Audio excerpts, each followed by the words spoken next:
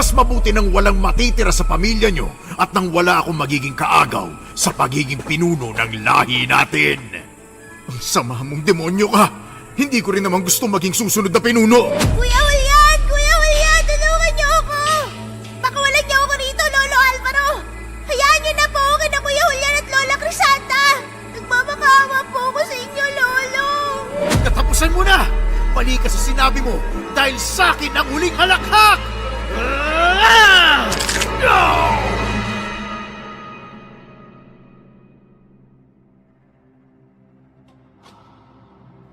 Lumaki si Julian sa piling ng kanyang lola Crisanta.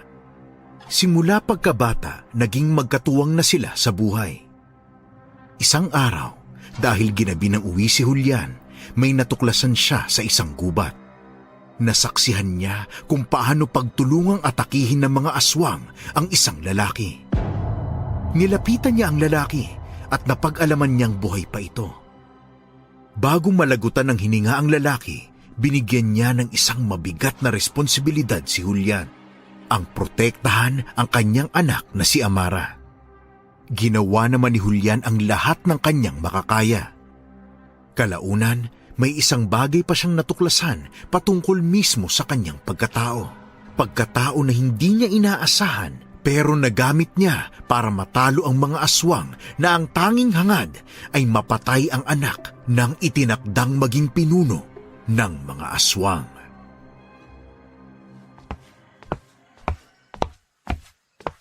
Julian, apo, mukhang marami na naman niyang nagawa mong basket at pamaypay. Marami ka na namang mailalako niyan, apo. Oo nga po, Le. Alam niyo naman pong kailangan ko ring damihan talaga ang paggawa ng mga to. Kailangan din po kasi natin ng pera eh. Tama ka nga, apo.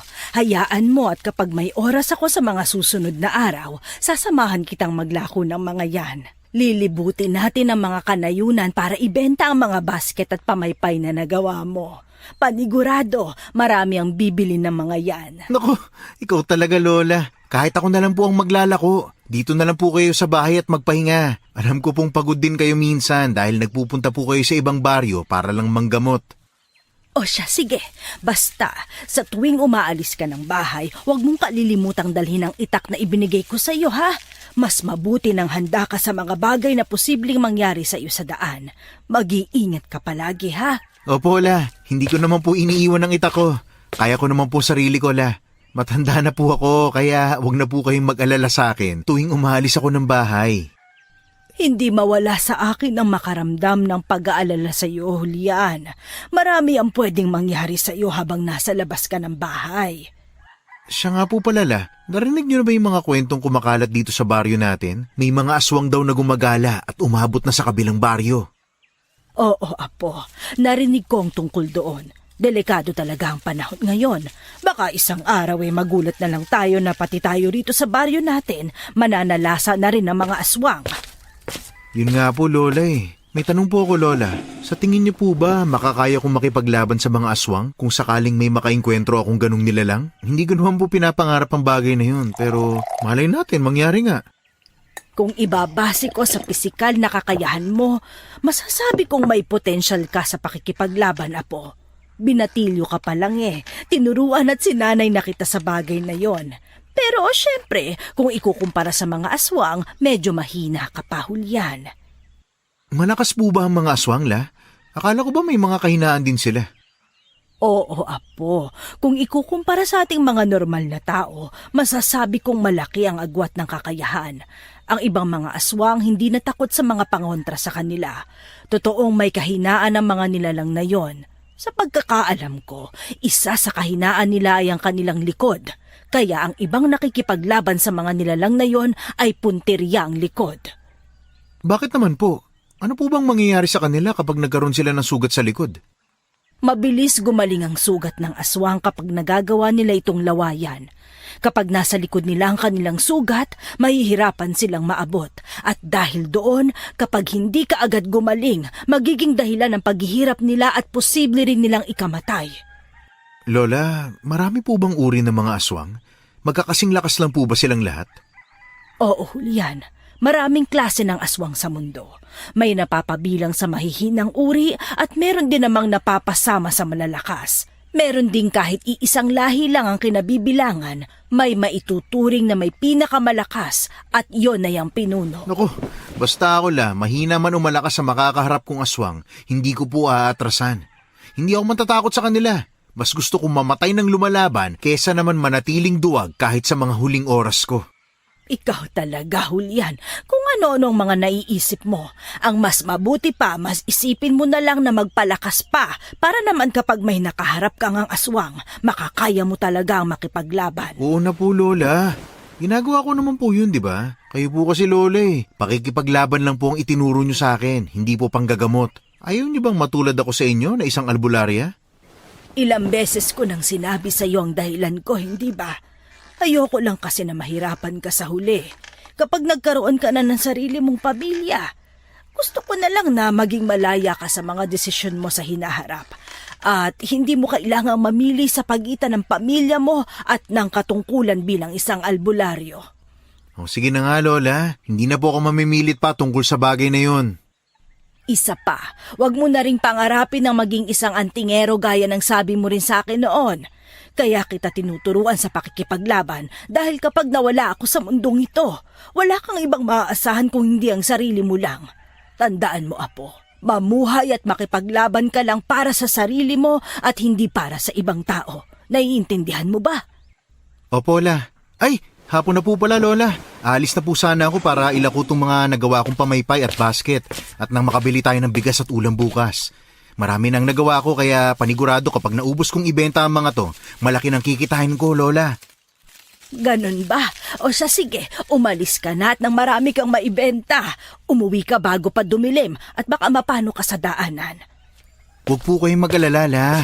Ako na pong bahala sa sarili ko. Dadalhin ko naman po yung itak na ibinigay niyo sa akin. Kaya may magagamit akong arma sakaling manganib ako.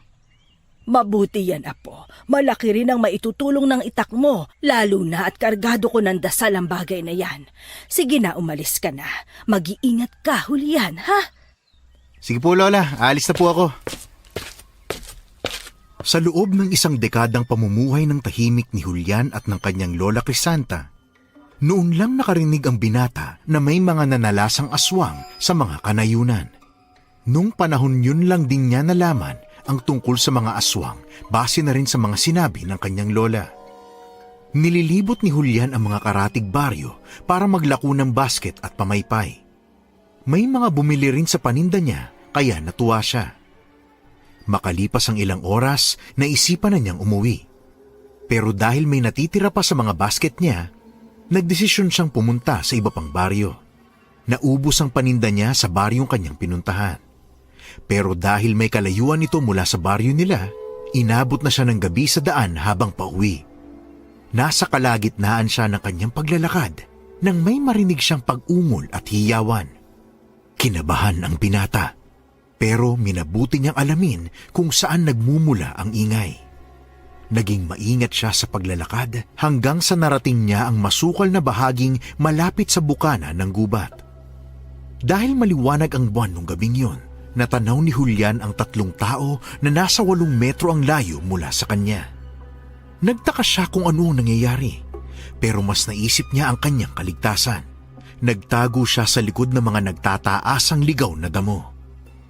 Sumilip siya para alamin ang nangyayari at nakita niya ang pagbabago ng anyo ng 2 taong nandoon. Kinutuban siyang aswang ang mga ito. Dahil sa takot ay hindi na siya nakialam kahit naririnig niya ang sigawan ng mga biktima nila. Ano kayang gagawin ng mga aswang na yun sa taong kaharap nila? Hindi kaya bibiktimahin nila ito? Nagsasalita siya. Ano kayang sinasabi niya?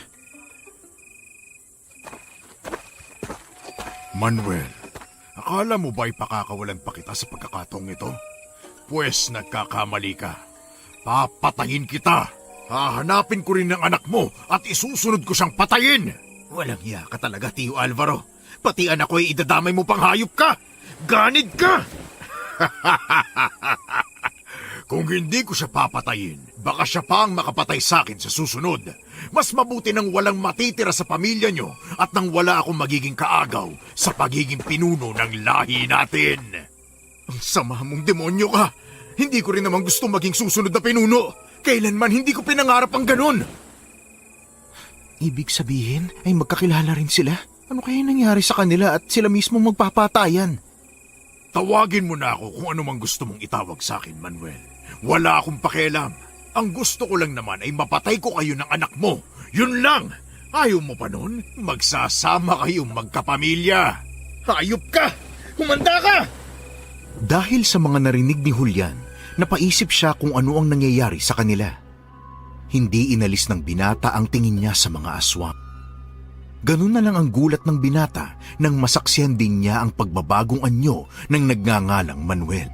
Naging aswang din ang lalaki at sinugod kaagad ang kanyang kausap. Namangha si Julian dahil sa napapanood niyang labanan ng 3 aswang. Ang bilis ng kilos nila at halos hindi na rin masundan ng tingin ng binata. Nagulat na lang siya nang may bumagsak sa isa sa mga ito at walang pagdadalawang isip ng pinagtulungang atakihin ng 2 pang aswang. Kinutuban si Julian na ang aswang na si Manuel ang bumagsak. Mabilis namang nagtago si Julian nang mapalingon sa direksyon niya ang isa sa mga aswang. Kinabahan siya dahil inakala niyang pupuntahan siya ng mga ito kaya inihanda niya ang kanyang itak. Napabuntong hininga na lang siya nang mabilis na tumakbo para umalis ang mga aswang. Nang wala na ang mga nilalang, nagpasya siyang lumapit kay Manuel. Inakala ng binata na patay na ang lalaki, pero nanlaki ang mga mata niya dahil napag-alaman niyang humihinga pa ito.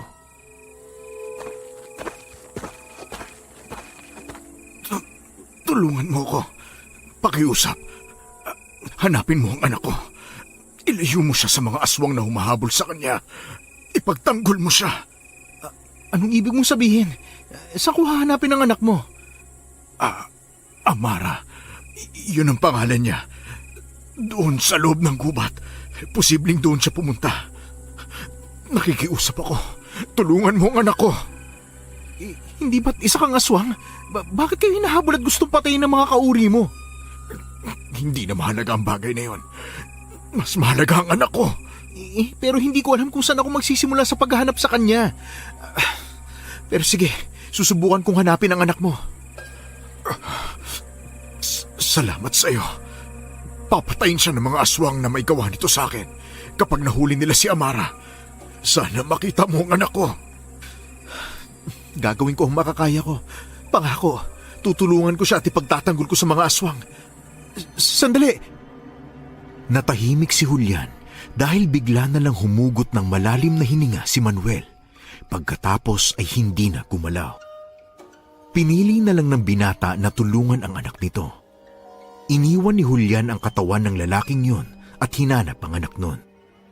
Naglakad papunta sa loob ng gubat si Julian para hanapin ang bata. Inihanda niya ang kanyang itak at naging alerto siya sa bawat madadaanan niya. Kahit papano ay hindi masyadong nahirapan ng binata sa nilalakaran dahil medyo maliwanag pa ang paligid. Tahimik na sinuyod ni Julian ang kagubatan, pero walang bakas na nasa lugar na yon ang batang babae. Hindi tumigil si Julian dahil nangangamba na rin siya para sa kaligtasan ng anak ni Manuel. Nagpatuloy pa si Julian sa paghahanap at kahit nagpabalik-balik lang siya roon, wala siyang naging pakialam. Ang naiisip lang niya ay ang makita ang batang babae at ligtas niyang maiuwi sa kanilang bahay. Inabot din ng humigit kumulang 1 oras ang binata sa paghahanap. Aalis na sana siya sa gubat, pero natigilan siya dahil napag-alaman niyang pinaliligiran na siya ng mga aswang. Mga lintik kayo! Ano bang kailangan nyo sa akin? Bakit nakapaligid kayo sa akin? Hindi nga ako nagkamali sa hinala kong may nanunood sa amin kanina. At ikaw yon. Ang lakas ng loob mong pumunta rito sa gubat. Anong kailangan mo? Dahil saksi ka sa mga nangyari, ang dapat sa'yo ay patayin. Mahirap na kapag ipinagkalat mo pa ang tungkol sa mga nakita mo. Bakit? Anong kinakatakot nyo kapag ipinagsabi ko ang mga nakita ko, ha? Hindi ko kayo hahayaang gawin yun sa akin. Lalabanan ko kayo. Hindi niyo ako mapapatay na basta lang. Wala naman. Ayaw lang namin na may nangingialam sa amin. May taglay kang katapangan, binata. Pero hindi ibig sabihin nun ay makakaya mo na kaming labanan. Isa ka lang ordinaryong tao. Kaya madali lang sa aming mga aswang ang mapatay ka. Nagkakamali ka sa iniisip mong hayop ka. Kahit normal na tao lang ako, handa akong makipaglaban ng patayan sa inyo. Hindi ako natatakot sa mga tulad nyo. Hindi ako pinalaking duwag ng lola ko. Sabihin na lang nating hindi ka nga duwag. Sige, pero dahil doon, tignan na lang natin ang tapang mo, binata. Sugurin siya! Humanda kayo! Hindi ko kayo aatrasan! Hindi ka nasisikatan ng araw! Mga kasama, huwag siyang hayaang makatakas! Patayin siya! Gamit ang dala niyang itak, nakipaglaban si Julian sa mga aswang na umatake sa kanya. Nakikipagsabayan siya sa kilos ng mga ito. Nang sumugod si Alvaro kay Julian, hindi na iwasan ng binatang lalaki. Nagawa niyang masakal ito dahilan para medyo mahirapang gumalaw ang binata. Naramdaman na lang ni Julian na inaangat na siya ni Alvaro sa ere, kaya sinubukan niyang pumiglas. Bitiwan mo ako! Humanda ka sa akin kapag nakawala ako sa pagkakasakal! Hayop ka! Aray! Sabi ko na sa'yo, hindi mo kami makakaya. Walang kakayahan ng isang normal na taong tulad mo na makipaglaban sa mga aswang na gaya namin. Pagkain lang ng lahi namin ang mga tao at isa ka na ron.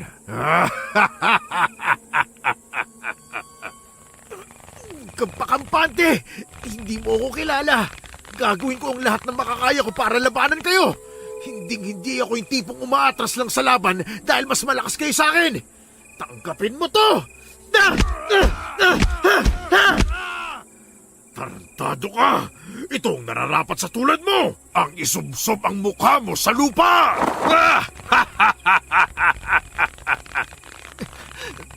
Patayin kita! Patuloy na sinasakal ni Alvaro si Julian. Sinusubukan naman ng binata ang makaalis sa pagkakahawak ng aswang sa leeg niya, pero hindi niya magawa. Napahiyaw si Julian dahil sa gulat nang ibalibag siya ni Alvaro. Dahil doon, tumilapon siya at saktong tumama ang likod niya sa isang puno. Malakas na napasigaw ang binata dahil sa sakit ng pagbagsak niya sa lupa. Napatingin siya sa mga aswang at nang makita niyang aatakin na naman ang mga ito sa kanya, mabilis siyang tumayo kahit ramdam niya ang pananakit ng kanyang likod. Nasa ganoong sitwasyon sila nang mapatigil ang mga aswang dahil narinig nila ang isang matinis na sigaw ng isang bata. Napatingin din si Julian sa bahagi kung saan nagmumula ang pagsigaw na yon. At nanlaki ang mata niya nang makita ang batang babae. Napaisip siyang yun ang anak ni Manuel na kanyang hinahanap, kaya siya napadpad sa gubat. Ibinaling ng mga aswang ang atensyon nila sa bata. Nabahala si Julian kaya sinundan niya ang mga aswang. Hindi nila dapat mahuli ang batang yon. Hoy! Huwag niyong susubukang saktan ng batang yan! Kapag ginawa niyo yon, hindi ko kayo tatantanan kahit kailan! Wala ka ng pakialam sa gagawin namin sa batang yon. Huwag kang mag-alala. Pagkatapos namin siyang patayin, ikaw naman ang isusunod namin! Hindi ko kayo papayagan sa plano nyo! Humanda kayo! Ayaw mo talagang tumigil, ha? Patayin na muna natin ang binatang ito at nang walang maging sagabal sa pagpatay natin sa anak ni Manuel. Hanggang nabubuhay ang taong ito, susubukan niya tayong pigilan na patayin ang bata. Ayoko masayang lang ang lahat ng pinaghirapan ko dahil lang sa taong ito. Muling nilabanan ni Julian ang mga aswang. Kahit may natamo na rin siyang mga sugat mula sa pakikipaglaban sa mga ito, hindi nagpapigil ang binata. Gusto niyang mapigilan ang mga aswang sa plano ng mga itong patayin ang batang babae. Sa katagalan, nagawa namang pabagsakin ni Julian ang dalawang aswang. Nagalit si Alvaro dahil sa ginawa ng binata sa kanyang mga kasamahan. Inutusan niya ang iba pang sugurin si Julian at sumunod naman ang mga ito sa kanya. Nakangisi lang si Alvaro habang pinapanood ng binata na nakikipaglaban sa mga alaga niya.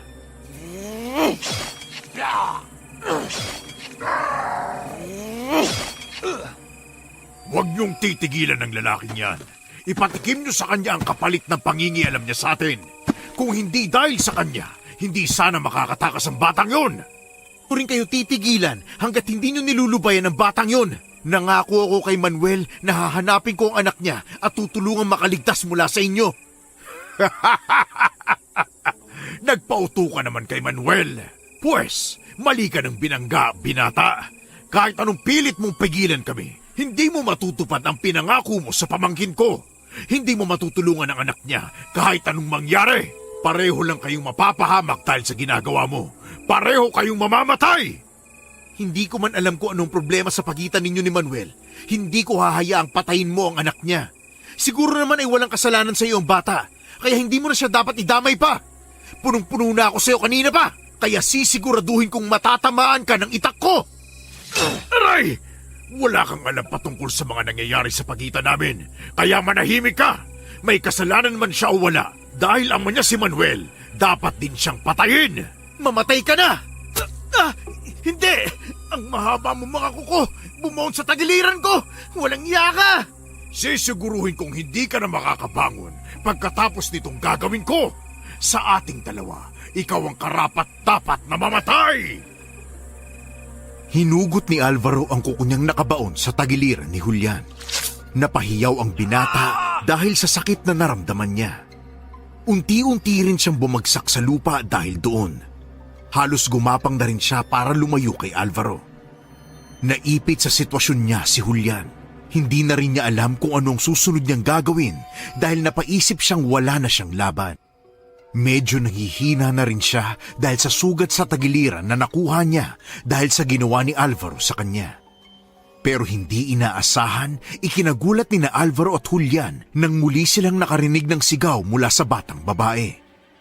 Ilang sandali pa, napalitan yun ng mga pag-angil kaya nagtaka ang binata kung saan ito nagmumula.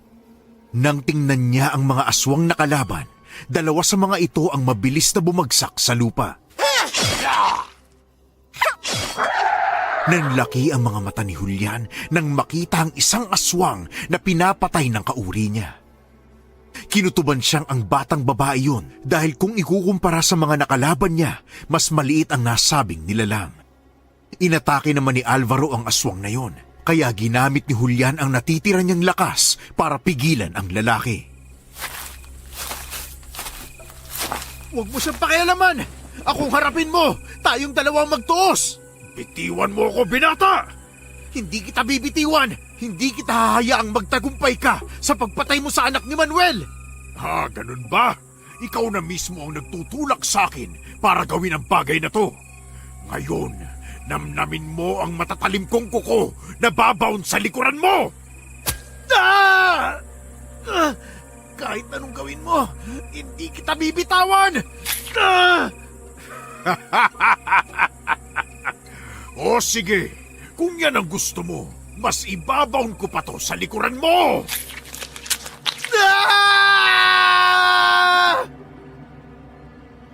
Alam ng binata na hindi na niya kayang makipaglaban.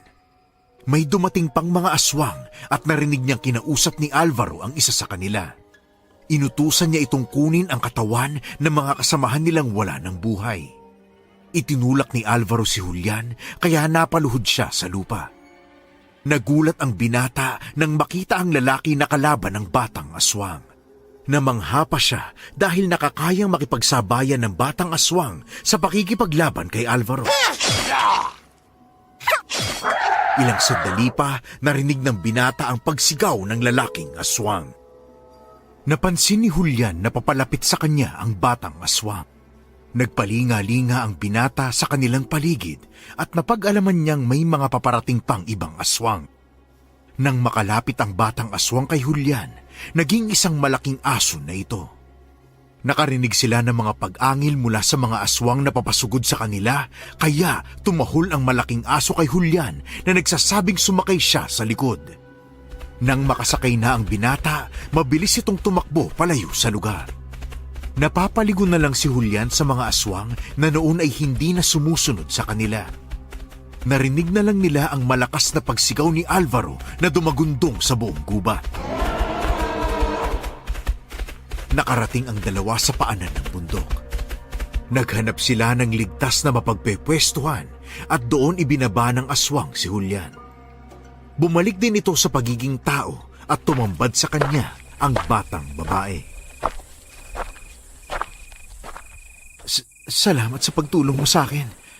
Amara ba ang pangalan mo? Opo, paano niyo nalaman? Yun ang sabi ni Manuel sa akin bago siya namatay. Ibig sabihin, pinatay po ni Lolo Alvaro si tatay?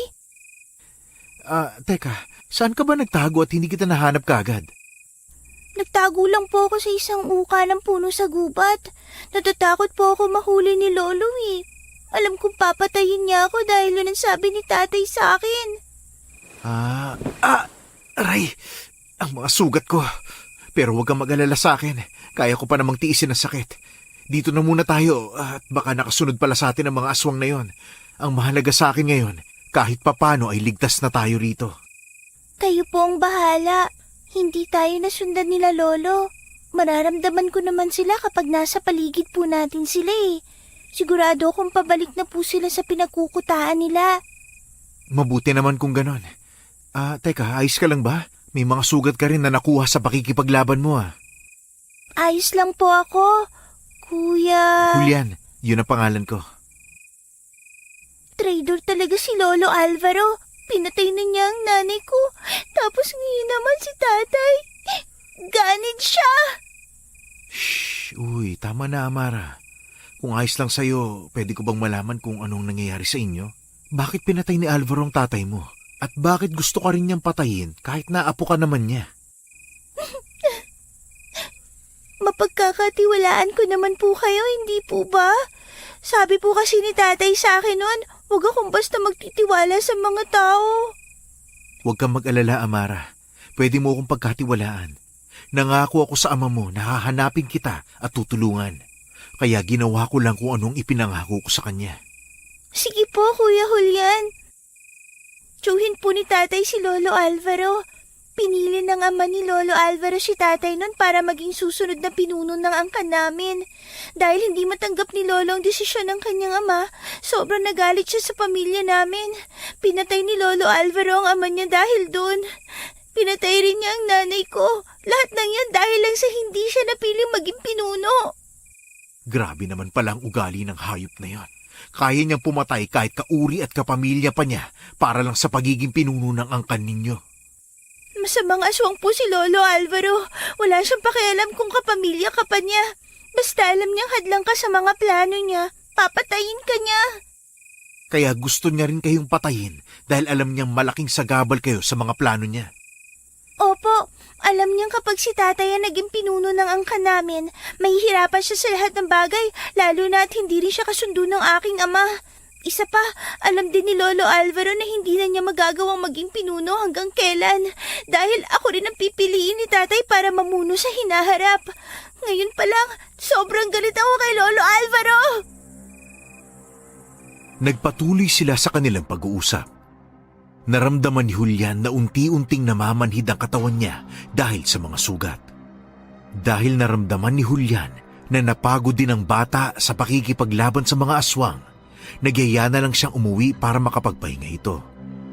Niyaya niya si Amara na sumama sa kanilang bahay at pumayag naman ang batang babae.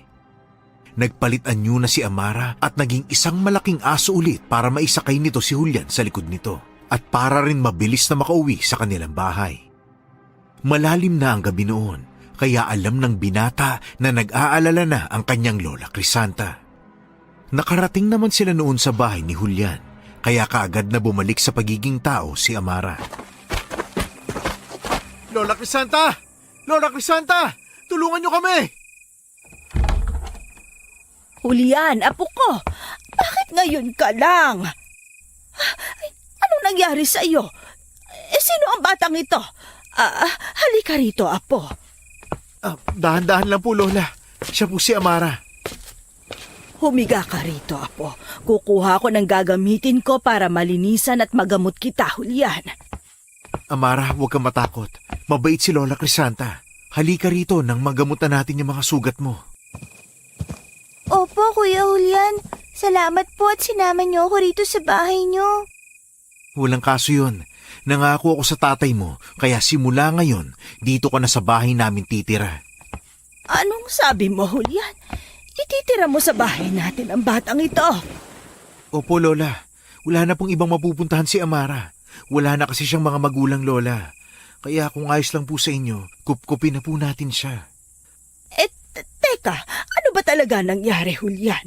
Bakit sugatan ka at maging ang batang ito? Saan mo ba nakita itong bata, ha? Mahabang kwento po, La. Pero gusto ko lang pong tulungan siya ngayon. O siya, sige. Habang ginagamot kita, ikwento mo ang lahat sa akin at nang malaman ko rin kung ano ba talaga ang totoong nangyari sa inyo. Sige po, Lola.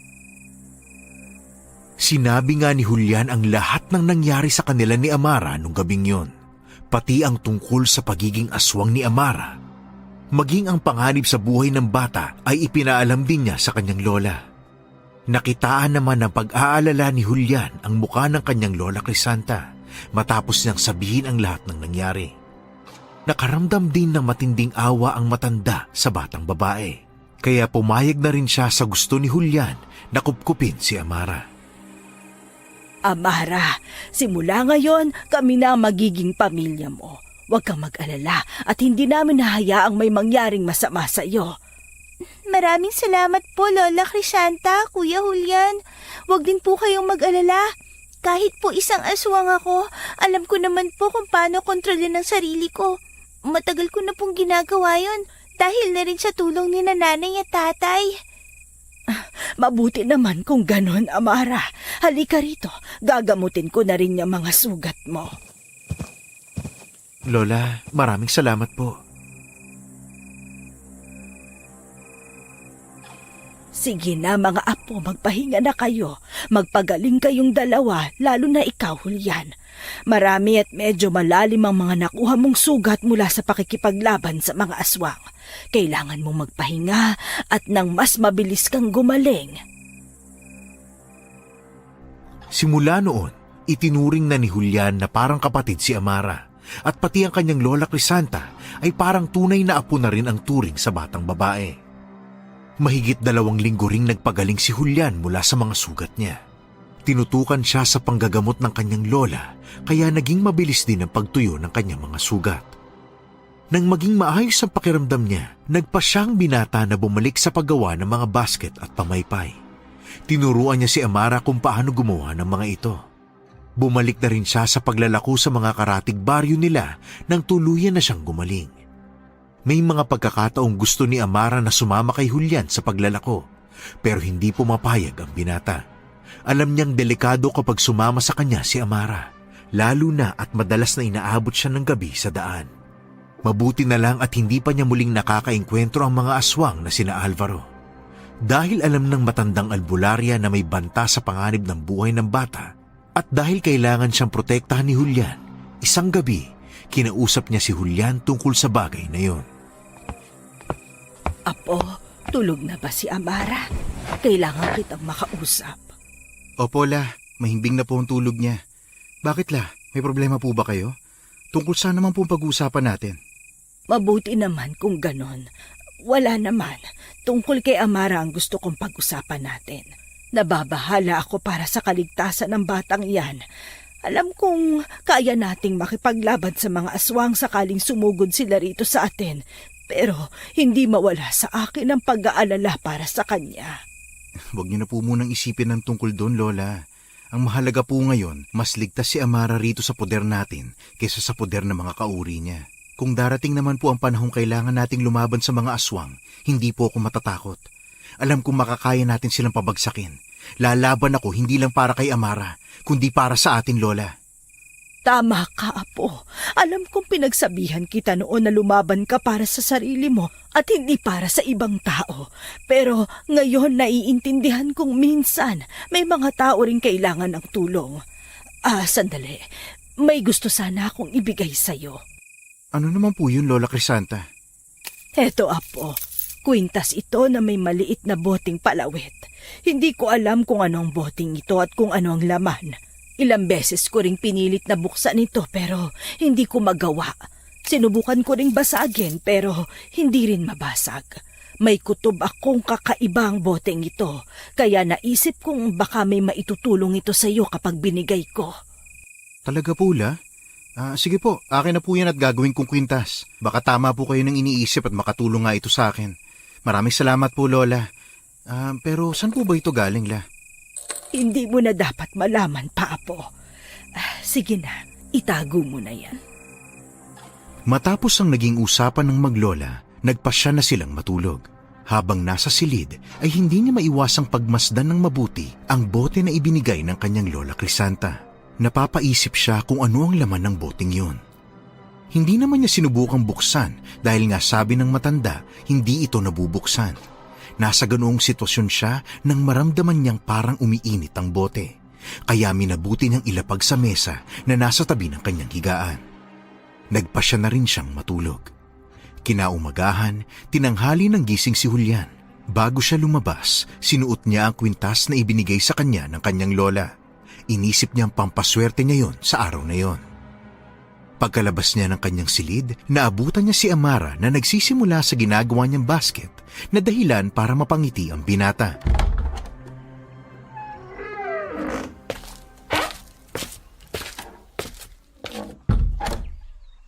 Ang galing mo nang gumawa ng basket ha. Ang bilis mong matuto, Amara. Oo naman po, kuya. Magaling ka rin po kasi magturo eh. Sus, nagawa mo pa mambola ha. Kuya Julian, pwede po ba akong sumama sa paglalako niyo mamayang hapon? Gusto ko rin po kasing makatulong sa inyo. Ikaw talagang bata ka. Alam mo namang delikado na sumama ka sa akin, hindi ba? Madalas ginagabi ako ng uwi galing sa paglalako. Kaya mas delikado para sa'yo kapag sumama ka. Alam ko po yun, kuya. Pero nababagot na rin po kasi ako rito sa bahay. Isa pa, gusto ko po talaga makatulong sa inyo kaya sige na po, isama niyo na ako sa paglalako niyo kahit ngayong araw lang po. Oh, sige na, isasama na kita. Sisikapin na lang natin na huwag abutin ng gabi bago tayo umuwi, okay? Sige po, Kuya Julian. Salamat po. O siya, gumawa na muna tayo ng ilang pambasket para marami tayong mailako sa araw na ito. Gumawa sila ng iba't ibang klase ng mga basket. Kagaya ng lalagyan ng mga gamit sa kusina tulad ng bawang, sibuyas at luya. Gumawa rin sila ng bag na basket at mga tiklis na ginagamit sa pag-aani ng mga prutas. May basket ding pang-display sa bahay. Mga bandang 2:00 ng hapon, nagpaalam na sina Julian at Amara sa kanilang lola Crisanta. Ayaw mang pumayag ng matanda na sumama si Amara sa binata, wala na rin siyang nagawa para pigilan pa ang batang babae. Pinaalalahanan na lang ng kanyang lola si Julian na huwag magpagabi ng uwi dahil kasama niya ang bata. Dala ulit ni Julian ang kanyang itak at ang mga ilalako nilang basket. Pagkatapos ay umalis na sila ni Amara. Nilibot nila ang mga karatig baryo at naghanap ng bibili sa kanilang inilalakong paninda. Pero dahil halos lahat ng tao sa karatig baryo nila ay nakabili na ng basket kay Julian, matumal na ang naging benta nila ng araw na yon. Nagdalawang isip pa ang binata kung pupuntahan niya ang pinakadulong baryo para doon maglako, lalo na at may kalayuan yun. Pero dahil wala pa silang benta, napagpasyahan ni Julian na magbaka sakali sa baryong yon. Amara, pupunta tayo sa pinakadulong baryo at doon tayo maglalako nitong mga basket. Hindi lang tayo magtatagal at kapag may bumili na sa atin ng kahit 3 basket lang, uuwi na kagad tayo. Sige po, Kuya Julian. Kayo po ang bahala. Malayo-layo yun, Amara ha? Kaya kapag napapagod ka na, magsabi ka lang, okay? Hihinto tayo saglit para makapagpahinga at maglalakad na lang ulit. Ayos lang po yun, Kuya. Huwag niyo po akong alalahanin. O sige, tara na. Bilisan na lang natin nang marating na kagad natin ang kabilang baryo. Sige po. Ilang beses pang huminto ang dalawa para magpahinga dahil sa pagod. Makalipas ang halos 1 oras na paglalakad nila, narating na nga nila ang pinakadulong baryo. Hindi sila nag-aksaya ng oras at isa-isa nilang pinupuntahan ang mga kabahayan na nakikita nila. Magkakalayo ang mga kabahayan sa baryong yon, kaya medyo nahirapan silang makapagbenta. Naging mabilis naman ang oras para sa dalawa. Nang mapansin ni Julian na unti-unti nang lumulubog ang araw, niyaya na niya si Amara na umalis sa baryong yon at nang makauwi na sila. Pero Kuya Julian, hindi pa nauubos tong dala nating mga basket. Isa pa po, may mga bahay pa dun, oh. Kaya dapat puntahan natin yun. Baka bibili sila, kuya. Sayang naman po kung hindi natin pupuntahan. Siguradong gagabihin tayo nito sa daan, Amara. Delikado kapag nangyari yun. Mabilis lang po tayo, kuya. Titingnan lang natin kung bibili sila sa mga paninda natin. Ay, sige na nga, tara na. Basta hindi tayo tatagal dun, ha? Opo, kuya. Nang naroroon na sila sa kabahayan, saktong may mga tao sa labas. Nakaramdam ng tuwa ang batang babae, kaya mabilis silang lumapit sa mga tao. Nagulat naman ang mga taga roon sa kanilang pagdating. Pero nang makita nila ang nilalakong basket ng dalawa, lumapit sila para makiusisa. Kanya-kanya silang kuha ng basket na paninda, at nang magustuhan nila ay binili nila ang mga ito. Natuwa naman ang dalawa dahil nagawa nilang ipaubos ang dala nilang paninda. Nagpasalamat sila sa mga taga roon bago umalis. Sinasabi ko na sa'yo, Kuya Julian naubos nila ang mga paninda natin. Oo nga, Amara. Bilisan na lang natin ang paglalakad at padilim na. Siguradong aabutin tayo ng gabi sa daan. Huwag kayong mag-alala, kuya. Ang mahalaga, may pera na po tayo pambili ng bigas at ulam para sa mga susunod na araw. Oo nga. Ang mabuti pa, maging alerto na lang tayo sa paligid natin. Hindi natin alam kung ano ang panganib na posible nating kaharapin sa madadaanan natin. Sige po, Kuya Julian. Nagpatuloy lang ang dalawa sa kanilang paglalakad. Inabot sila ng gabi sa daan, kaya minabuti na lang magmatsyag sa kanilang paligid. Ilang baryo na rin ang nagawa nilang lampasan, pero wala pa naman silang nararamdamang kakaiba. Ngunit, nang medyo malapit na sila sa kanilang baryo, nagsimula ng kutuban ng hindi maganda si Julian. Napansin din ng binata na pati si Amara ay hindi na rin mapakali ng mga oras na yon. Dahil doon, inihanda ni Julian ang kanyang itak. Ilang sandali pa ang nakalipas, biglang nagbago ng kanyang anyo si Amara. Nanlisik ang mapupula nitong mata, humaba ang mga kuko at tumulis ang mga pangil. Kuya Julian, malakas ang kutob ko. May paparating na mga aswang. Naririnig ko sila at naaamoy. Siguro nagawa nila tayong matuntun dahil may ginamit silang ritual. Ang sabi ni tatay sa akin noon, may ritual na ginagamit ang mga aswang para matuntun ang mga kauri nila kahit nasang lugar pa daw. Kung ganun, kailangan natin mag-ingat, Amara. Bakit ganito ang pakiramdam ko? Bago to sa akin, Bakit, kuya? Ano nangyayari sa inyo? Ano pang problema nyo? Nag-iinit ang pakiramdam ko, Amara. Hindi ako mapakali. Imposibleng maramdaman mo ang nararamdaman ko. Isa kang tao, Kuya Julian, at hindi aswang. Sa mga nilalang na tulad lang namin dapat ang epekto ng ritual ng mga kauri namin. Imposible! Nagpatuloy ang pag-init ng pakiramdam ni Julian. Sobrang nagtataka ang binata dahil doon. Napaisip din siya sa sinabi ni Amara. Makalipas pa ang ilang sandali, nakaramdam si Julian ng kakaibang pagbabago mula sa kanyang katawan. May kung anong gustong kumawala sa kanya. Nag-aalsahan ng kanyang mga litid. Nararamdaman niya ang pag-init ng kanyang mga mata na parabang nagliliyab na apoy.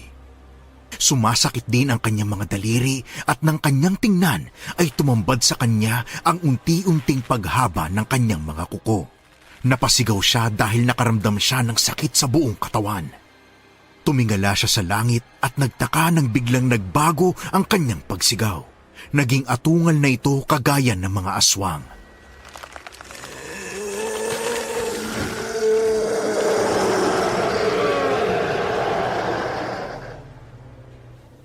Naramdaman din niya ang pag-usil ng matutulis niyang pangil.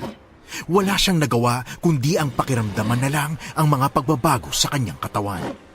Hanggang sa tuluyan nang nagbago ang kanyang anyo. Isa na siyang ganap na aswang. Lahat ay nagtaka, pero napangiti si Julian dahil sa kakaibang lakas na kanyang naramdaman. Kuya Julian, paano nangyari sa inyo yan?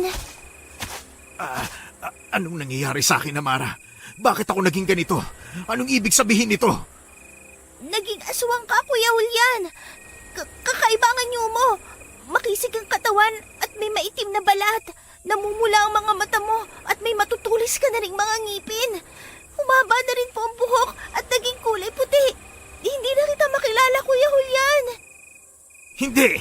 Imposibleng mangyari ang bagay na to, Amara. Hindi ako aswang. Hindi dapat mangyari sa akin to. Paano? Kuya Julian, tingnan mo ron. Nasa ganoong sitwasyon ng dalawa nang may biglang dumating na grupo ng mga aswang.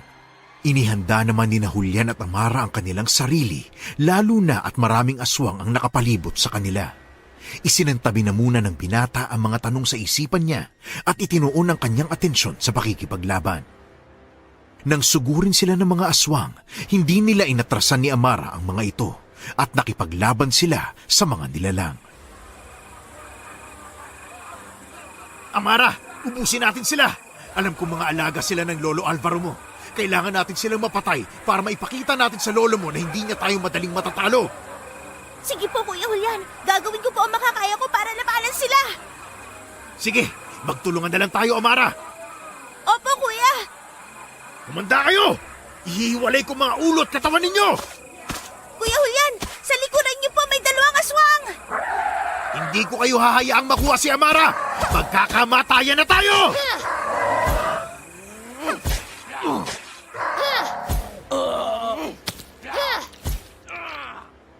Nakipaglaban sina Julian at Amara sa mga aswang. Mas nag-init naman ang pakiramdam ng binata at napansin niyang nagmumula yon sa ibinigay na maliit na bote ng kanyang lola Crisanta. Ramdam din niya na may kung anong enerhiya ang nagmumula roon na nagbibigay sa kanya ng lakas at liksi para magawa niyang makipaglaban sa mga aswang. Naging abala sila ni Amara sa pakikipaglaban sa mga nilalang kaya hinarap na rin ni Julian ang iba pang mga halimaw. Bawat aswang na umaatake sa kanya ay tinatalon niya para matumba. Pagkatapos ay hinahawakan sa leeg at saka ibinapalibag. Hindi pa siya nakukontento dahil sinasakal niya pa ang mga ito hanggang sa magawa niyang mapatay. Hindi makapaniwala si Julian sa taglay niyang lakas at bilis na sobra niyang ikinatuwa. Hindi ako magpapatalo sa inyo! Ngayong isa na rin akong aswang. Magkakaalaman tayo kung sino ang mas malakas! Mas dumarami pa sila, Kuya Julian. Anong gagawin natin ngayon? Harapin natin sila, Amara! Hindi tayo aatras! Ako bahala sa'yo. Kapag kailangan mo ng tulong ko, sumigaw ka lang. Hindi ko hahayaang makuha ka nila. Hindi magtatagumpay ang Alvaro na yon sa plano niyang pagpatay sa'yo. Sige po. Dapat siyang mamatay dahil sa ginawa niya sa tatay at nanay ko. Hindi ko siya mapapatawad. Sige na, Amara. Ako nang bahala sa mga aswang na ito at ikaw naman sa mga aswang na alam mong kaya mong labanan.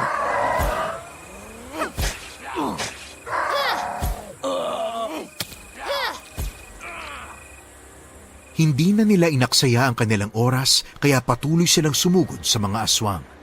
Isa-isang binabali ni Julian ang mga leeg ng mga sumusugod na aswang sa kanya, dahilan para bumagsak ang mga nilalang sa lupa. Ilang sandali pa, narinig ni Julian ang malakas na pagsigaw ni Amara. Ganun na lang ang galit na naramdaman ng binata nang makita niyang hawak na ng dalawang aswang si Amara. Sinusubukang magpumiglas ng bata pero hindi niya magawa dahil mahigpit ang pagkakahawak sa kanya ng dalawang nilalang. Dahil doon, mabilis na pinatay ni Julian ang mga natitirang aswang na nakakalaban niya. Nang magawa niyang maubos ang lahat ng mga kalaban, walang pagdadalawang isip na sinundan niya ang mga nilalang na tumangay kay Amara. Muling nag-init ang pakiramdam ng binata sa hindi niya malamang dahilan. Ipinagsawalang bahala niya yon at mas itinuon ng pansin sa paghabol sa mga aswang. Naririnig niya ang mga pagsigaw ni Amara, kaya nagagawa niyang matunton kung nasaan ang mga ito. Naging alerto at mapagmatsyag si Julian, lalo na makarating siya sa gitna ng gubat. Amara! Nasaan ka na? Ano nang nangyayari sa'yo? Ganun mo ba talaga kagustong iligtas at ipagtanggol ang batang yon mula sa amin, ha? Isa ka rin palang aswang. Bakit hindi ka nalang sumanib sa amin? Ulol! Isa na akong aswang gaya nyo, pero hindi ko pipiliing maging kakampi nyo. Aba, tarantado ka. Hindi porket nasasama ka sa malalakas na uri ng aswang, hindi ibig sabihin matatakot kami sa'yo. Malalakas na uri? Anong ibig mong sabihin? Hindi mo na dapat malaman pa ang tungkol doon. Nandito ako para patayin ka at hindi para makipagdaldalan lang sa'yo. Humanda ka! Mabilis na sinugod ng aswang na si Pido si Julian. Nakailag naman ang binata nang atakihin siya nito. Sinugod din siya ng iba pang mga aswang na kasama ni Pido, pero hindi nagpakita ng kahit na anong takot si Julian sa mga nilalang. Kahit 5 aswang na ang nakakalaban niya, hindi pa rin siya magawang matamaan ng kahit isa sa mga ito. Napangisi ang binata dahil napansin niyang mas nagagalit sa kanya ang mga aswang. Nang magkaroon siya ng pagkakataong mahuli ang 2 sa mga nilalang, walang pagdadalawang isip niyang ibinalibag ang mga ito. Dahil sa lakas ni Julian, tumilapon sa malayo ang 2 nilalang. Hindi pa siya nakontento at mabilis din niyang nilapitan ang mga ito. Isa-isa niyang ginilitan sa liig ang 2 aswang na yon gamit ang kanyang mahahabang mga kuko. Hindi naman makapaniwala si Pido at ang 2 pang mga aswang dahil sa ginawa ni Julian sa kanilang mga kasama. Nang lapitan ni Julian ang 2 pang aswang, mabilis niyang winarak ang tiyan ng mga ito hanggang sa magawa niyang mapatay. Napapahiyaw na ang mga nilalang dahil sa ginagawa sa kanila ng binatang aswang. Dahil naman sa nasasaksihan ni Pido, nakaramdam siya ng takot kay Julian, pero hindi niya naisip ang tumakas. Ngayon, ikaw naman ang isusunod ko. Humanda ka! Hindi kita aatrasan. Buong tapang kitang lalabanan! Teka, tama. Ikaw ang aswang nakausap nun ni Alvaro ah. Siguro ikaw rin ang kasama niya nang patayin niya si Manuel. Hindi ka nagkakamali. Ako ngayon, si Pido, kanang kamay ni Alvaro. Nasaan na si Amara? Ibalik niyo siya sa akin! Bakit naman namin gagawin yon, ha? Hindi kami tanga na ibabalik pa sa'yo ang batang yon. Kung gusto mo talaga siyang iligtas, patayin mo muna ako. Talagang gagawin ko yon. Uubusin ko kayong lahat at wala akong ititira ni isa sa inyo. Kahit si Alvaro, papatayin ko! Kahit malakas kang aswang, sigurado kung hindi mo makakaya si Pinunong Alvaro. Wala ka sa mga labang na pagdaanan niya. Kaya huwag ka nang umasang madali mo mapapabagsak ang pinuno namin. Wala akong pakialam. Ang gusto ko lang, mapatay ko kayong lahat at magawa akong mailigtas si Amara. Kaya tama na ang daldal at magtuos na tayo! Sinugod ni Julian si Pido.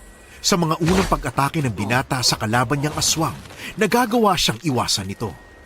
Mabilis din ang naging pagkilos ni Pido at hindi man lang siya magawang sugatan ni Julian kahit pilit siyang kinakalmot ng binata. Napapatawa si Pido dahil kita niya ang galit sa muka ng binatang aswang. Nang magkaroon ng pagkakataon ng lalaki na atakihin si Julian, hindi na nga siya nagdalawang isip. Sinusubukan niyang sakmalin ang binata sa leeg. Pero dahil magaling ding umiwas si Julian, nahirapan si Pido na magawa ang kung anumang binabalak niya. Nagpatuloy lang sila sa paglalaban hanggang sa naghiwalay silang 2. Magaling kang makipaglaban, binata. Kahit ako ay nahihirapan sa mabilis na kilos mo. Ibig sabihin, inaamin mong mas malakas at mas magaling ako sa'yo kung ganon? Hindi ibig sabihin na pinuri kita. Inaamin ko ng mahina ako. Dahil kung hindi kita kaya, sana kanina mo pa ako nagawang mapatay. Hindi ba? Pero tingnan mo, hanggang ngayon ay buhay na buhay pa rin ako. Kaya huwag ka munang magsaya. Bakit mas pinipili mo maging sunod-sunuran kay Alvaro? Habang buhay ba, magiging utusan ka lang niya? Ha? Pawiin mo ang sinabi mo! Hindi ako utusan ni Alvaro! Pinagkakatiwalaan niya ako dahil ako ang kanyang kanang kamay! Ha! Ganun pa rin yun. Kahit sa ang anggulo mo ilagay, utusan ka lang niya. Walang iya ka! Ginagalit mo talaga ako! Hindi pa ako nakakaganti sa ginawa mo sa kapatid ko! Bakit? Ano bang ginawa ko sa kanya? Isa siya sa mga kasamahang pinatay mo nung gabing yon.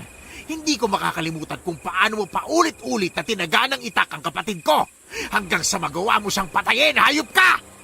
Eh di gumanti ka sa akin ngayon. Patayin mo rin ako gaya ng ginawa ko sa kanya. Yun ay kung kaya mo.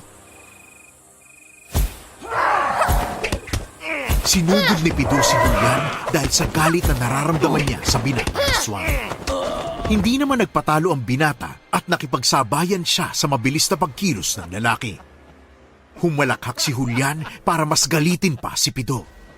Dahil pinairal ng lalaki ang kanyang emosyon, nagawa siyang masugatan ni Julian. Napahiyaw si Pido nang bumaon sa braso niya ang mahahabang kuko ng binata. Ipinadaus-us ni Julian ang mahaba niyang kuko habang nakabaon pa rin sa braso ni Pido. Wala namang nagawa ang lalaki kundi mapahiyaw dahil doon. Sinubukan niyang hilahin ang kanyang braso pero nagsisi siya dahil sa ginawa niyang yon.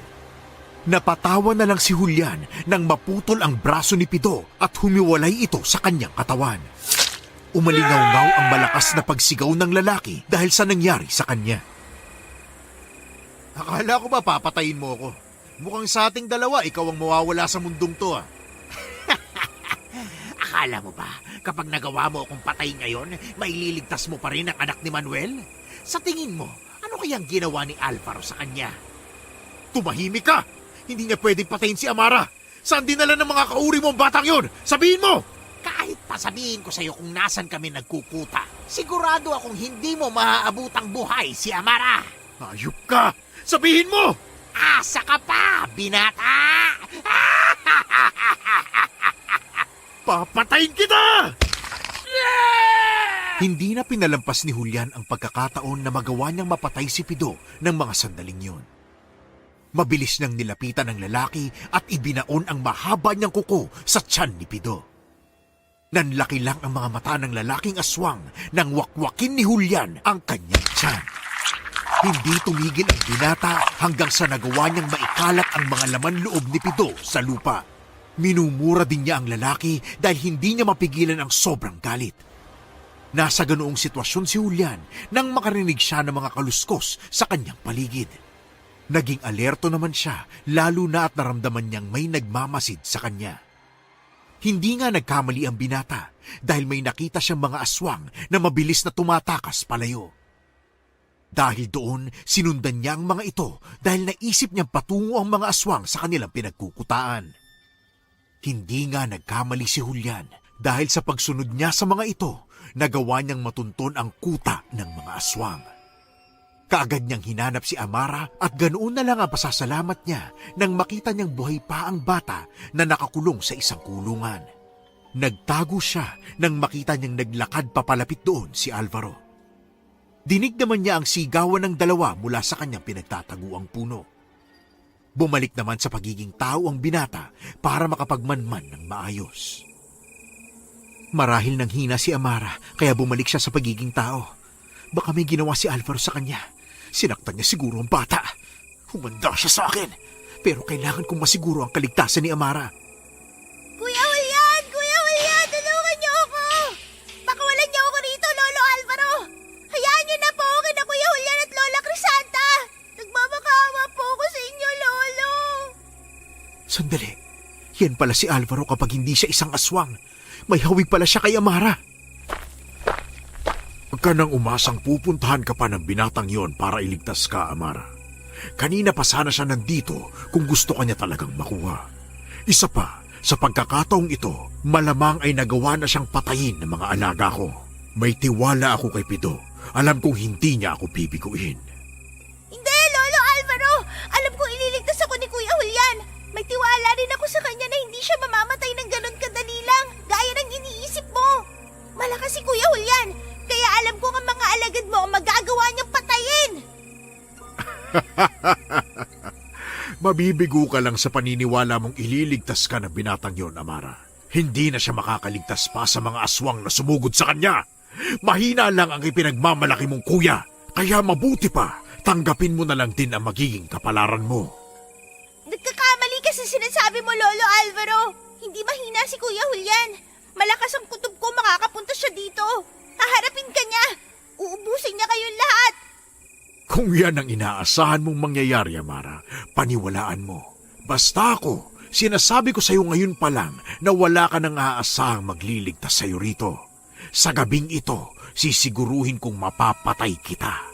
Wala nang makakahadlang pa sa mga plano ko mula sa pamilya ni Manuel. Isa kang traidor, Lolo Alvaro. Pinatay mo ang nanay at tatay ko. Sagabal kayo sa mga plano ko eh. Alam mo naman ang ugali ko, Amara. Pinapatay ko ang hahadlang sa mga gusto ko. Wala na ang tatay mo at ang ama ko. Ako na ang pinuno rito. Hindi ba ang saya? Kapag mawawala ka na rin, wala na akong magiging problema pa ngayon at maging hanggang sa hinaharap. Patayin niyo man ako, hindi, Lolo Alvaro. Wala na talaga akong pakialam sa magiging pinuno ng mga aswang. Kung may pagkakataon ako mamili, mas gusto ko lang po maging normal na tao. Nalungkot si Julian dahil sa mga narinig niya mula kay Amara. Pero sobra ang galit na naramdaman niya dahil sa mga sinabi ni Alvaro sa bata. Nang umalis si Alvaro sa kulungan ni Amara at wala nang ibang aswang doon, napagpasyahan ni Julian na lumapit kay Amara.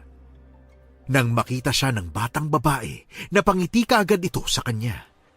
Nang makarating ang binata sa tapat ng kulungan, susubukan na sana niyang sirain yon para kunin si Amara, pero may biglang sumigaw, dahilan para matigilan siya. Inihanda ni Julian ang kanyang sarili dahil may mga aswang na papasugod sa kanyang kinaroroonan. Sandali lang, Amara. Kakalabanin ko lang ang mga aswang na ito. Hindi kita pababayaan sa lugar na ito. Babalikan kita. Sige po, Kuya Julian. Mag-iingat po kayo sa pakikipaglaban. Talunin niyo po silang lahat. Masasama sila. Sige, Amara. Sisiguraduhin ko ngayong gabi matatapos ang kasamaan ng Lolo Alvaro mo. Pangako yan. Hoy, binata! Ang lakas naman ng loob mong sumugod dito sa kuta namin. Paano ka nakaligtas sa mga aswang na ipinadala ko para patayin ka? Anong ginawa mo sa kanila? Pinatay ko silang lahat, imbis na ako ang patay nila. Ano akala mo sa akin? Hindi ko magagawa yon? Pwes, nasa harapan mo na ako ngayon. Buhay na buhay. Kaya sapat na sigurong patunay yon na nagawa kong makaligtas sa mga alaga mo. Walang hiya ka. Paano mo nagawang mapatay sila? Isa ka lang mahina at karaniwang tao. Kaya hindi ako naniniwala na makakaya mo silang ubusin. Huwag mong sabihin pati si Pido ay nagawa mo ring patayin. Ah, yung kanang kamay mo ba yung tinutukoy mo? Oo, nagawa ko yun sa kanya. Alam mo ba kung anong mas nakakagulat doon? Nagkalat ang laman loob niya sa lupa kung saan kami naglaban. Sa tingin mo kaya, anong ginawa ko sa kanya, ha? Ayop kang binata ka. Matitikman mo ang galit ng mga aswang. Huwag kang mag-alala, Alvaro. Papatunayan ko sa'yo na ang taong tinatawag mong mahina ang papatay sa'yo ngayong gabi. Hindi ako titigil hanggat hindi ko nauubos ang buong lahi nyo. Mangarap ka, binata. Hindi mo magagawa ang bagay na yon.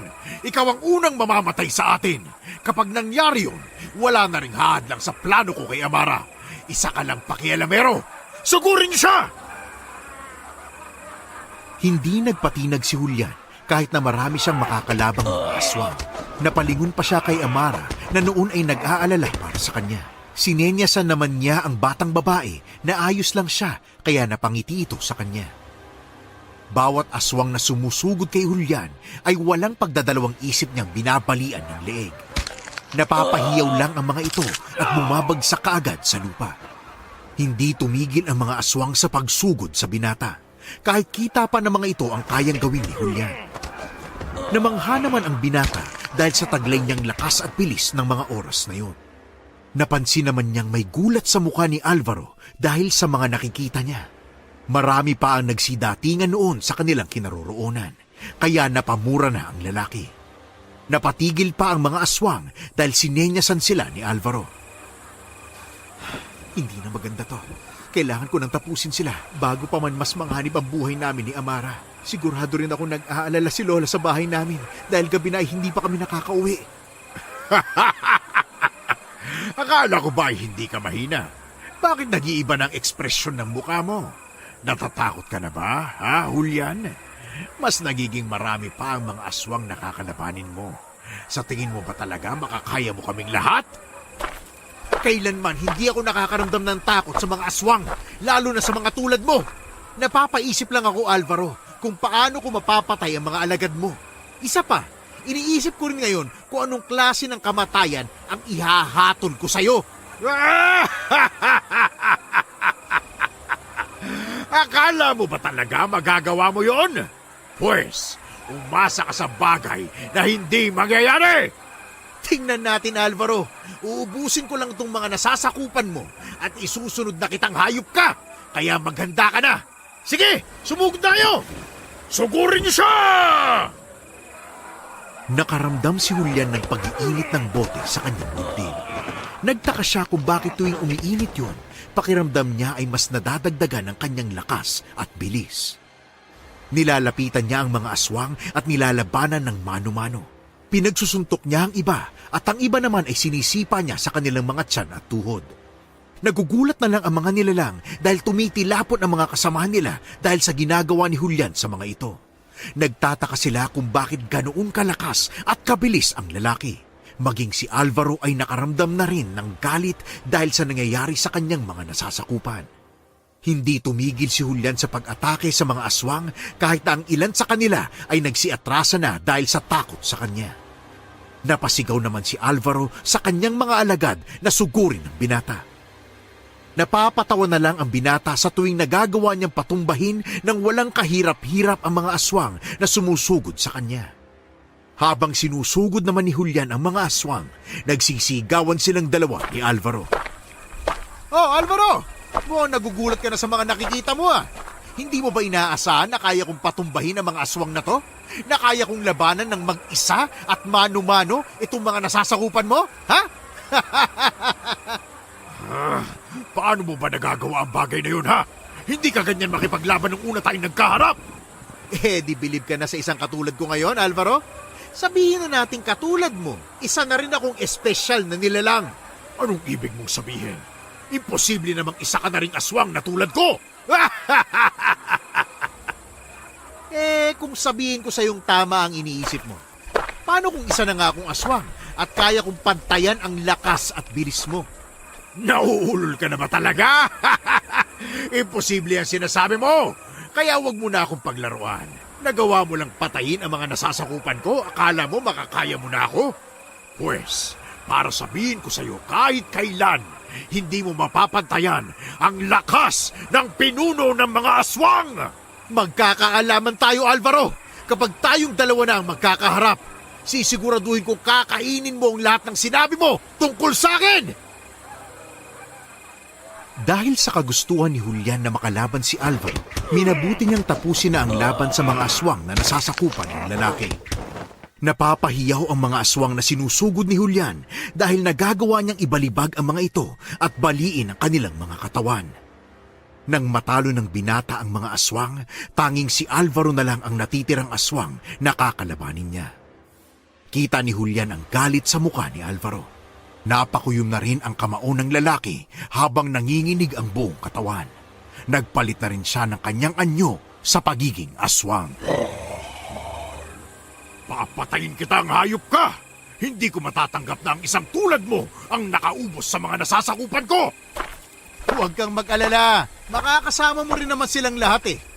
Humanda ka, Alvaro. Dudurugin ko yung ulo mo at ihihiwalay ko yung mga kamay at paa mo sa katawan mong demonyo ka! At gaya ng ginawa ko kay Pido, ikakalat ko rin ang laman loob mo dito sa lupa! Sige! Magkakaalaman tayo kung sino ang magtatagumpay sa ating dalawa. Kapag ako ang natalo mo, sa'yo na ang bata. Pero kapag ako naman ang nanalo sa ating dalawa, papatayin ko si Amara. Magagawa ko ring ubusin ang pamilya ni Manuel kapag nangyari yun. Masasabi kong sa akin pa rin ang huling halakhak! Tingnan natin kung hanggang saan ang kaya mo. Lalo na at ipinagmamayabang mong ikaw ang pinuno ng mga aswang dito. Patunayan mo sa akin na malakas ka at karapat-dapat kang ang tawaging pinuno! Naglaban sina Julian at Alvaro. Walang tigil sa pagsugod ang pinuno ng mga aswang sa binata. Naiiwasan naman ni Julian ang mga pag-atake sa kanya ng kalaban niya. Hindi makapaniwala si Alvaro sa bilis ng pagkilos ng binata. Ilang sandali pa, nagawang masakal ni Alvaro si Julian. Mahigpit ang pagkakasakal ng lalaki kay Julian, kaya nahirapan din ang binata na makagalaw.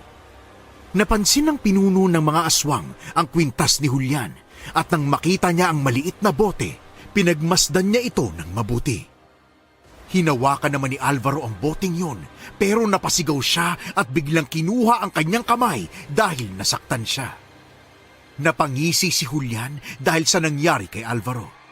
Nagpumiglas ang binata sa pagkakasakal sa kanya ng lalaki, kaya hindi inaasahang nabasag ang maliit na boteng yun. Hindi, yan ang bote na may laman ng mutya ng isang agaras. Bakit nasa iyo ang bagay na yan? Sandali! Ano bang nangyayari sa akin? Bakit ramdam kong may kakaibang enerhiyang dumadali sa buong katawan ko? Hindi ako pwede magkamali sa nakita ko. Posible kayang isa ka ng aswang? Hindi! Bakit ako nagkakaganito? Ang init ng katawan ko! Kung hindi ako nagkakamali sa iniisip ko, posibleng isa ka ring aswang. Isa ka ng aga. Hindi maintindihan ni Julian kung ano bang nangyayari sa kanya nung mga oras na yon. Nakaramdam naman ng pagkabahala si Alvaro dahil sa nakikita niya sa binata. Pinanood lang ng pinuno ng mga aswang si Julian dahil hindi niya ito magawang lapitan. Kapag sinusubukan niyang lumapit sa binata, tumitilapon lang siya at nabubuwal sa lupa. May kung anong malakas na enerhiya ang pumipigil sa tuwing ginagawa niya yon. Ilang sandali pa ang nakalipas, nanlaki ang mga mata ni Alvaro nang makita niyang nagbago ng anyo si Julian. Naging isang aswang ang binata na minsan na nga ring nakalaban ng pinuno ng mga aswang.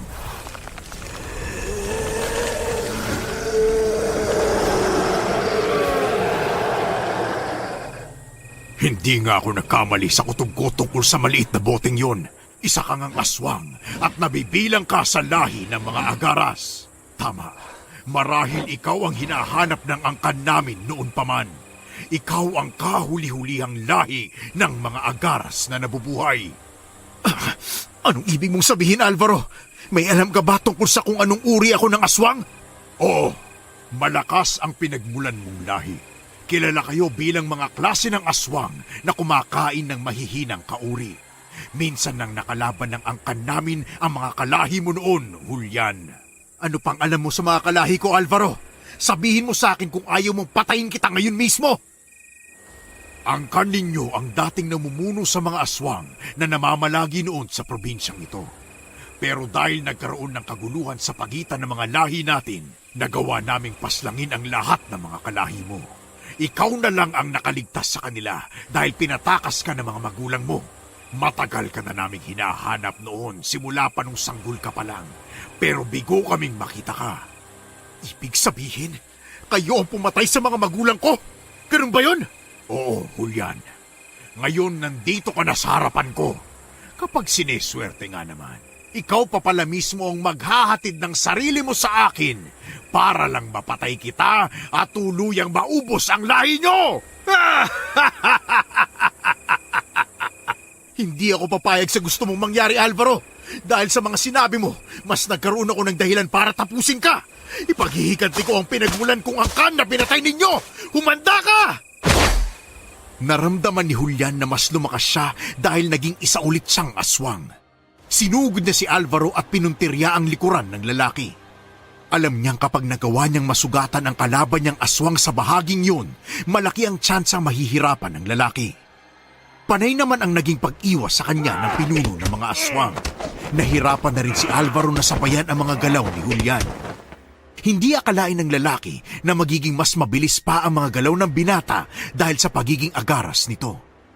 Naisip na rin ni Alvaro na sa panahong yon, mas malakas na si Julian kung ikukumpara sa kanya. Pero hindi pa rin sumuko ang pinuno ng mga aswang. Hanggang sa nagawa siyang mahuli at ibalibag ng binata dahilan para tumilapon siya malapit sa kulungan ni Amara. Mabilis na nilapitan ni Julian ang kalaban niyang aswang at walang pagdadalawang isip na sinakal ng mahigpit. Sinubukan ni Alvaro na sipain sa kanyang likuran ang binatang aswang. Napasigaw si Julian at nabuwal sa lupa. Nagkaroon naman ng pagkakataon si Alvaro na makabangon. Pero ganoon na lang ang gulat ng lalaki nang mabilis na nakapunta sa likuran niya si Julian. Sinakal siya ng binatang aswang gamit ang naglalakihan niyang mga braso, kaya nahirapan siyang makahinga. Itiwan mo ko! Ngayon mo sabihin sa aking mahina ako, Alvaro, at hindi kita kayang patayin. Hindi ba't sinabi ko sa'yong huwag kang maging kampante sa akin? Hindi ka kasi nakinig sa akin, kaya umabot ka sa sitwasyong ito. Pasalamat ka lang, Julian, dahil saktong napukaw ang dugo ng pagiging agaras mo. Kung hindi nangyari yun, marahil hindi ka na rin umabot dito. Iniiyakan ka na sana ng pamilya mo at kinakain na namin ang karne at laman loob mo. Mukhang magkakapalit tayo ng sitwasyon ngayon, Alvaro. Pero huwag kang mag-alala, hindi ko kakainin ng karne at laman loob mo dahil ayaw kong mabahiran ng pagiging masama ang pagkatao ko. Hangal! Amara, tingnan mo ang gagawin ko sa lolo mo. Tingnan mo kung paano mamamatay ang aswang na pumatay sa mga magulang mo! Patayin niyo na po siya, Kuya Julian. Dapat lang sa kanya ang bagay na yun. Katapusan mo na! Mali ka sa sinabi mo dahil sa akin ang huling halakhak! Ah! Matapos baliin ni Julian ang lieg ni Alvaro, ibinagsak niya ang katawan ng lalaki sa lupa. Walang pagdadalawang isip na hiniwalay ni Julian ang ulo ng lalaki sa katawan nito. Maging ang mga braso at paa ng pinuno ng mga aswang ay binali ni Julian at pinutol ang mga ito. Gusto niyang masigurong nagawa niyang patayin si Alvaro. Hindi pa nakontento si Julian. Winarak niya ang tiyan ng pinuno ng mga aswang at ikinalat niya ang laman loob nito sa lupa. Pinigilan ni Julian ang kanyang sarili na kainin yon dahil alam niyang malaki ang magiging pagbabago sa kanyang pagkatao kapag natikman niya yon. Pagkatapos niyang gawin yon, minabuti niyang sirain ang kulungan ni Amara at kinuha roon ang batang babae. Mabilis na tumakbo papaalis doon si Julian habang karga si Amara. Tahimik lang ang dalawa habang pauwi sa kanilang bahay. Nang malapit na nga sila sa bahay nila at nakaramdam ng panghihina si Julian, ibinabana niya si Amara. Saktong pagbaba ng bata, nawalan ng malay si Julian at bumagsak ang duguan nitong katawan sa lupa. Bumalik na siya sa pagiging tao. Patakbo namang pumasok sa bahay nila ang batang babae. Lola Crisanta, tulungan niyo po si Kuya Julian. Nasa labas po siya at kailangan niya po ng tulong niyo. Ay nako, kayong dalawa talaga. Alam niyo bang kanina pa ako nag-aalala sa inyo? Ano ba nangyari sa inyo ha? Nasaan si Julian, Amara? Doon po, Lola Crisanta. Sumunod po kayo sa akin at ituturo ko kung nasa si Kuya Julian. O sige, susunod ako. Dito po, La. Bilisan niyo po. Ay naku, Panginoon ko, Julian, apo ko. Naku, ano ba nangyari? Bakit may mga sugat kayong dalawa? Bakit nawalan siya ng balay? Tulungan mo ako, Amara. Dalhin natin siya sa loob ng bahay. Sige po, Lola Crisanta. Ay naku, tulungan niyo po ako. Diyos ko po. Dahil sa mga nakuhang sugat ni na Julian at Amara sa pakikipaglaban sa mga aswang, ginamot silang dalawa ng kanilang lola Crisanta. Hinintay naman ng matandang albularya na magising ang binata para tanungin kung ano ang nangyari. Nang magising nga si Julian, inilinga niya ang kanyang tingin sa paligid. Napabuntong hininga na lang siya nang mapag-alamang nagawa nilang makauwi ng ligtas ni Amara. Pagkatapos ay lumapit sa kanya si Amara para kumustahin ang kanyang pakiramdam. Ayos lang ako, Amara. Ikaw, kumusta ka na? Nagamot na ba ang mga sugat mo? May masakit ba sa'yo? Ayos lang din po ako, Kuya Julian. Ginamot na po ako ni Lola Crisanta. Wala naman pong masakit sa akin. Mabuti naman kung ganon. Kahit papano, makakampante na akong ligtas na tayo. Lalo ka na, Amara. Maraming salamat po sa lahat ng tulong niyo sa akin, Lola Crisanta, Kuya Julian. Hindi ko akalaing makikilala ko kayo at gagawin niyo ang lahat para sa kaligtasan ko. Huwag mo nang isipin pa yun, Amara. Apo ko, kamusta ang pakiramdam mo? May masakit ba sa'yo? Kumikirot ba ang mga sugat mo, ha? Medyo lang po, Lola. Huwag niyo na po akong alalahanin. Kaya ko pa naman pong tiisin ang sakit eh. Ano bang nangyari sa inyo? Nakipaglaban na naman ba kayo sa mga aswang? Yan na nga ba ang sinasabi ko eh. Hindi mo na lang sana sinama si Amara sa paglalako mo. Hindi sana kayo aabot sa sitwasyong to. Wala na po kayong dapat pang ipag-alala, Lola Crisanta. Tapos na po ang mga aswang na yon. Wala nang manggagambala pa sa atin at wala na ring mananalasa pa sa mga kanayunan. Anong ibig mong sabihin, Julian? Nagawa mo bang patayin ang mga aswang? Naubos mo ba ang lahi nila? Sabihin mo sa akin. Opo, Lola. Sige po, ikukwento ko po sa inyo ang lahat ng nangyari sa pakikipaglaban namin sa mga aswang na yon. Pinakinggan ng matandang albularya ang salaysay ni Julian. Nagulat ang matanda nang malaman niya ang nangyari sa kanyang apo.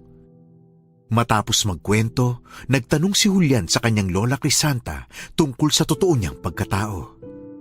Hindi na nagdalawang isip ang kanyang lola na sabihin ang tungkol sa pagkatao ng binata. Napulot lang kita noon sa ilog kung saan ako nag-iigib. Mag-isa ka ron at walang tigil ka sa pag-iyak. Hindi ko alam kung sinong nag-iwan sa iyo ron dahil wala ako nakitang tao. Pero ramdam ko ang presensya na may nagmamasid sa akin. Siguro mga magulang mo mga yon. Dahil naawa ko sa iyo, minabuti kong kupkupin at alagaan ka. Yung pong maliit na bote, paano napunta sa inyo? Hindi na ako magsisinungaling pa. Nakakwintas talaga ito sa iyo noon pa. Pero dahil masama ang naging kutob ko sa bagay na yun, kinuha ko at nilagay sa maliit na kahon, saka ito inilibing. Nagulat nga ako nang hukayin ko ito sa pinaglibingan ko. Hindi man lang ito nasira at walang gasgas. Pero hindi ko talaga alam kung para saan ito at kung anong kinalaman sa pagkatao mo. Siguro, pamana ng mga magulang mo. Mabuti na lang din at nasabi ni Alvaro ang tungkol sa boteng yon at pati sa pagiging aswang ko. Kahit papano naliwanagan na rin ako kung bakit bigla akong naging aswang, Lola. Pero ang hindi ko maintindihan, bakit ngayon lang po sa akin nangyari to makalipas ang mahabang panahon? Siguro dahil malayo sa iyong boteng yon kaya hindi ka agad napukaw ang dugo ng pagiging aswang mo.